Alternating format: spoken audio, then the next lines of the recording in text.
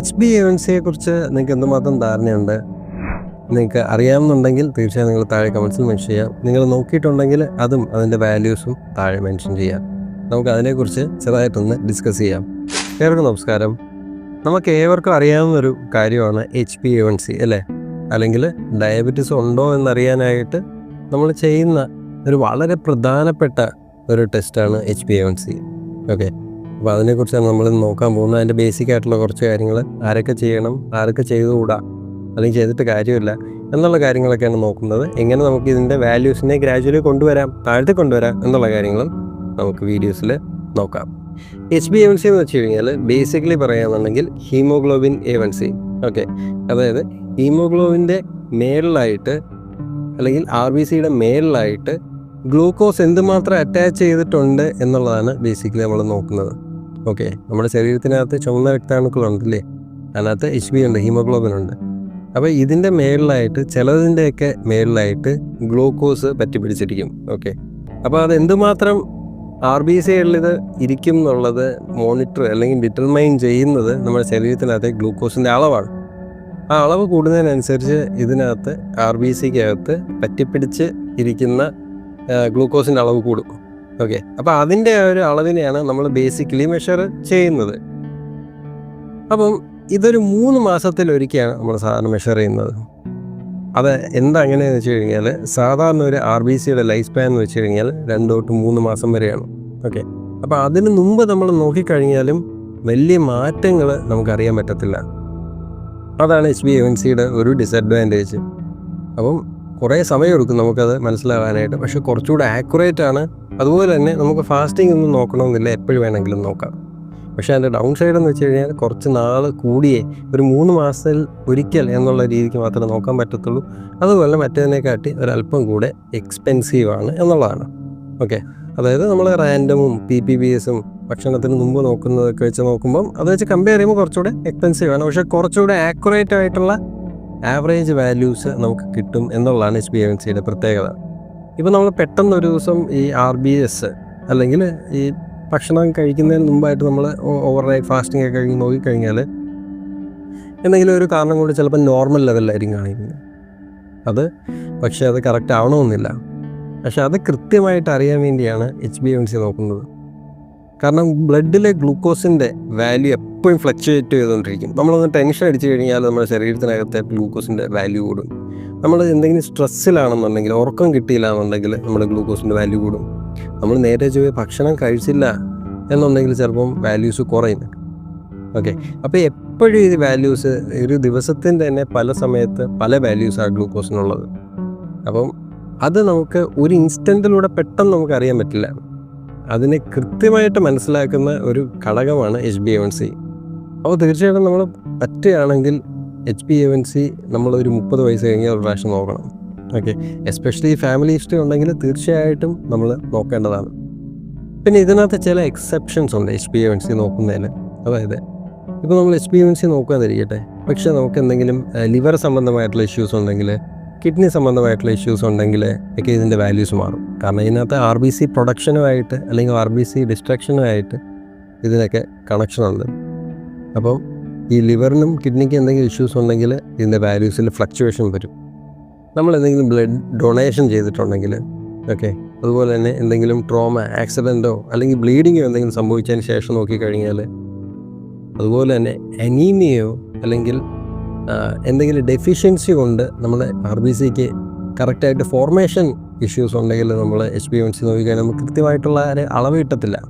Okay, അതായത് നമുക്ക് iron deficiency ഉണ്ട്, B12 ഡെഫിഷ്യൻസി ഉണ്ട്, അതുകൊണ്ട് നമുക്ക് അനീമിയ വരികയാണ്. അങ്ങനെയുള്ള ഒരാൾ നമ്മൾ HbA1c നോക്കിക്കഴിഞ്ഞാൽ നമുക്ക് കൃത്യമായിട്ടുള്ള വാല്യൂസ് കിട്ടത്തില്ല. അതുപോലെ തന്നെ നമുക്ക് ചില ആൾക്കാർക്കാണെങ്കിലും ഉള്ള ചില അസുഖങ്ങളുണ്ട് അല്ലേ, ബ്ലഡ് റിലേറ്റഡ് ആയിട്ടുള്ള ചില പ്രശ്നങ്ങൾ.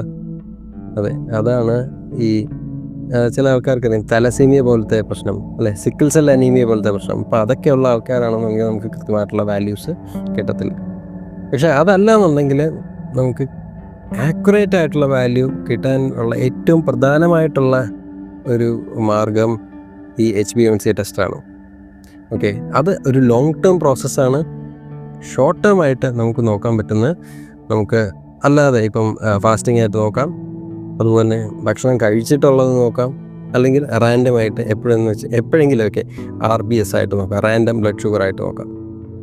അപ്പോൾ ഇതൊക്കെ നമുക്ക് തരുന്നത് വളരെയധികം ഫ്ലക്ച്വേറ്റിംഗ് ആയിട്ടുള്ള വാല്യൂസാണ്. എങ്കിലും നമുക്കൊരു ബേസിക് ഐഡിയ കിട്ടും അല്ലേ. ഇപ്പം ഫാസ്റ്റിംഗ് എന്ന് പറഞ്ഞാൽ നമുക്കിപ്പം 200 കാണിക്കുകയാണെന്നുണ്ടെങ്കിൽ അത് തീർച്ചയായിട്ടും അതിനകത്തൊരു വലിയൊരു വ്യത്യാസമുണ്ട് അല്ലേ. ഇനി നമുക്ക് PPBS നോക്കുകയാണെങ്കിൽ അത് വളരെയധികം കൂടുതലാണ്, 300 400 ആണെന്നുണ്ടെങ്കിൽ നമുക്ക് കൃത്യമായിട്ട് അറിയാൻ പറ്റും. ഇനി അതൊക്കെ വിടുക, നമ്മൾ RBS നോക്കുക. RBS നോക്കുന്ന സമയത്ത് നമുക്ക് കൂടുതലാണെങ്കിൽ നമുക്കറിയാൻ പറ്റും. പക്ഷേ ഞാൻ പറഞ്ഞത് ഇത് എപ്പോഴും മാറിക്കൊണ്ടിരിക്കും. നമ്മുടെ ഇപ്പം ടെൻഷൻ ഉണ്ടെങ്കിൽ മാറും, നമ്മളെന്തെങ്കിലും സ്ട്രെസ്സിലാണെങ്കിൽ മാറും. നമ്മളൊന്ന് ചെറുതായിട്ടൊന്ന് അങ്ങോട്ടും ഇങ്ങോട്ടൊന്ന് ഓടിയിട്ട് വന്ന് നോക്കിക്കഴിഞ്ഞാൽ അപ്പോഴും അതിനകത്ത് എലവേറ്റഡ് ലെവൽസ് കാണാൻ പറ്റും. അപ്പോൾ അത് ഡെഫിനറ്റീവായിട്ട് നമുക്ക് പറയാൻ പറ്റത്തില്ല എന്നുള്ളതാണ്. അല്ലെങ്കിൽ റിപ്പീറ്റഡ് ആയിട്ടുള്ള ടെസ്റ്റ് നമ്മൾ ചെയ്ത് നോക്കിക്കഴിഞ്ഞാൽ അതിനകത്തെ വ്യത്യാസം നമുക്ക് അറിയാൻ പറ്റും, നമുക്കത് അപ്രീഷിയേറ്റ് ചെയ്യാൻ പറ്റും. അല്ലാന്നുണ്ടെങ്കിൽ HbA1c നോക്കിക്കഴിഞ്ഞാൽ നമുക്ക് വാല്യൂ അത് എലവേറ്റഡ് ആണെന്നുണ്ടെങ്കിൽ കൃത്യമായിട്ട് അറിയാൻ പറ്റും. ഇനി ഇതിൻ്റെ വാല്യൂസിനെ കുറിച്ച് സംസാരിക്കുമ്പം HbA1c നോർമലായിട്ട് ഒരു 6 താഴെ നിൽക്കുന്നതാണ് ഏറ്റവും നല്ലത്. ഓക്കെ, ഇത് ഇൻഡിവിജ്വലായിട്ടുള്ള രീതിക്ക് പറയുമ്പോൾ ചെറിയ അങ്ങോട്ടും ഇങ്ങോട്ടും വ്യത്യാസം വരാം. എന്നാലും ജനറലി പറയുമ്പോൾ ഒരു 6 താഴെ നിൽക്കുന്നത് വളരെ നല്ലതാണ്.